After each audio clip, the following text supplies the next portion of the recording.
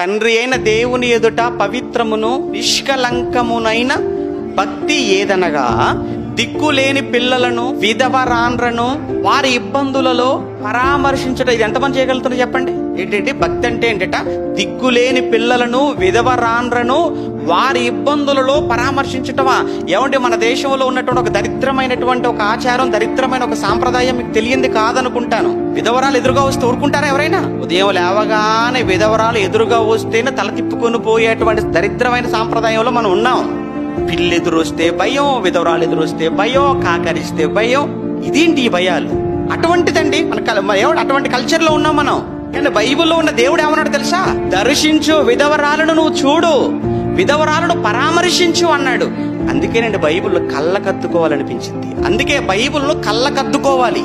కారణం, అసలు బైబిల్లో ఎక్కడుంది వివక్ష? ఇంత ఎటువంటి నమ్మకాలలో మనం ఉన్నాం చూడండి. కానీ దేవుడు ఏమన్నాడు తెలుసా? విధవరాలు నువ్వు దర్శించాలి, విధవరాలను నువ్వు దర్శించాలి, ఆమెను పరామర్శించాలి. వాళ్ళని దిక్కులేని పిల్లలుగా ఎవరున్నారో అనాథలు చూడు, వారు తింటున్నారో లేదో చూడు, వారికి మంచి బట్టలు ఉన్నాయో లేవో చూడు. ఇది కదా భక్తి. భక్తి అంటే పాట చేతులతో చప్పట్లు కొట్టడం కాదు కదా. భక్తి అంటే నోటి మాటలతో కాదు కదా. భక్తి అంటే భజన చేయటం కాదు కదా. నీ కళ్ళ ముందర నీ సహోదరుని ప్రేమించక కనిపించని దేవుని ప్రేమిస్తున్నానని చెప్పటం అది పచ్చి అబద్ధం అన్నాడు. నన్ను ప్రేమించటం అంటే అర్థం నీ సహోదరుని ప్రేమించట అని అర్థం చెప్పాడు. ఎంత మంచి మాటలు ఉన్నాయండి బైబిల్లో.